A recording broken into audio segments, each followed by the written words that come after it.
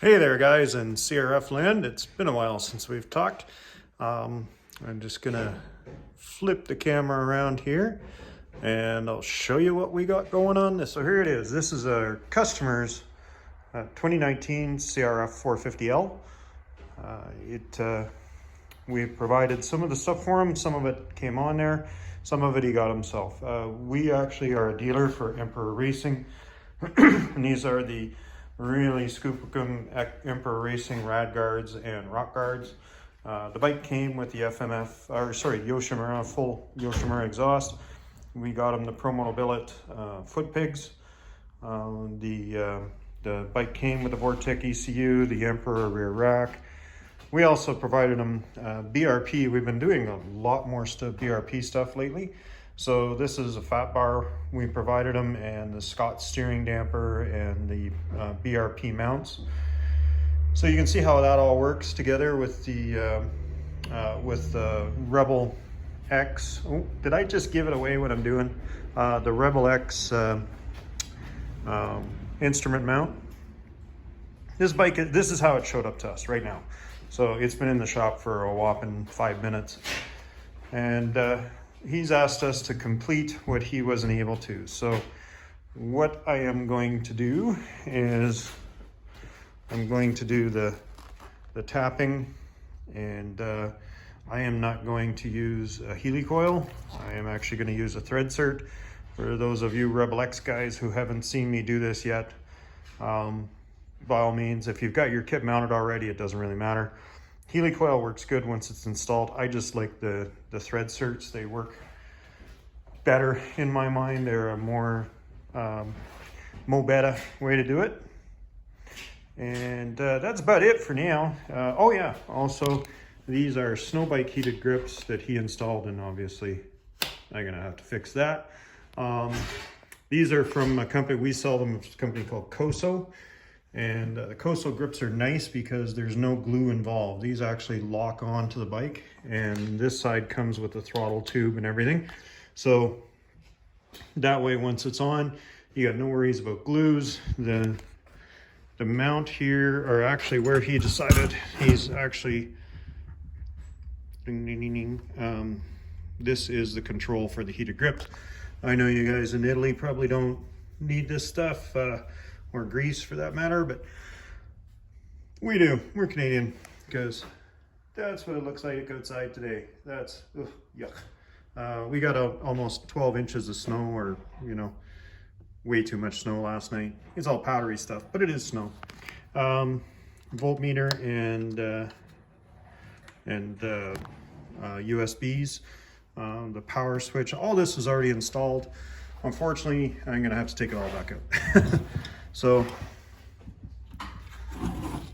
there we go. These are signal lights that I got for them. They're just our little in-house brand called Toxic. They're LED. They're nice and bright. They don't have the running lights like the North American Hondas do, but that's okay. He bought the Baja Designs upgrade from Rebel X.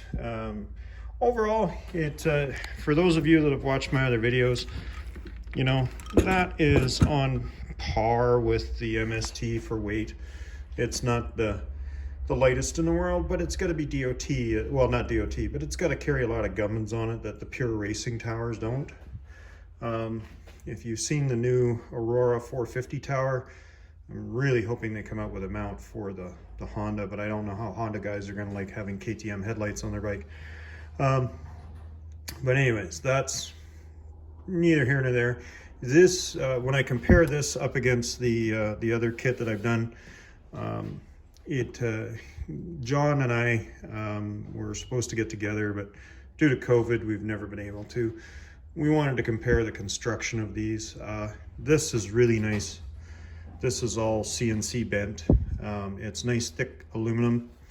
I was really hoping that he had designed this.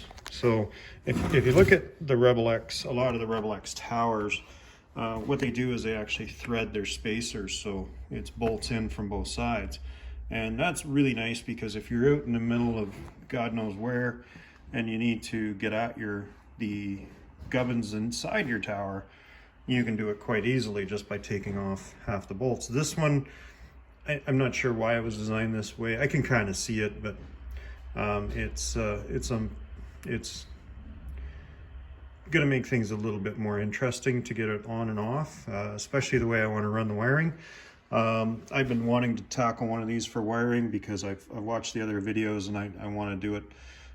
The customers requested that I leave all the connectors. Sorry, I'm going to get you over here. Oh yeah, that's some of the other bikes we're working on. So we've got an old red and white Husky, 2009 Indian with 200 miles on it, a 72 Triumph, a 2011 Indian, and a girl had an oops on her Ninja, so I'm giving her a hand getting it back together. He wants all these connectors and such to sit up on the bike, so or sit up on the tower. Because of the IMS fuel tank we got him, I don't know if I would have room even if I wanted to. Looking down in this area, I think I could fit at least one of the connectors down there and reduce some of the rat's nest that is up on the tower. But we'll see. It's going to be a little bit of a process here. Hopefully in the next couple videos we'll get this all done up. Unfortunately, I'm not going to finish the bike for the gentleman. I am just getting it all ready.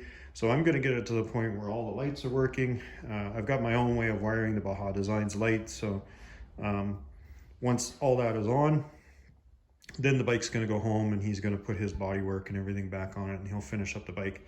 We're also going to do things like I might do a video on resetting the TPS for this guy. I know it's out there already, but I thought I might do my version of it. And this guy is going to go, that's for you 450L guys, if you haven't got rid of this snorkel of an air cleaner, get rid of it. The bike just, even with the stock ECU, if you get rid of this, the bike just breathes so much easier. Don't get rid of your backfire screen. That's a bad idea. It's there for a reason.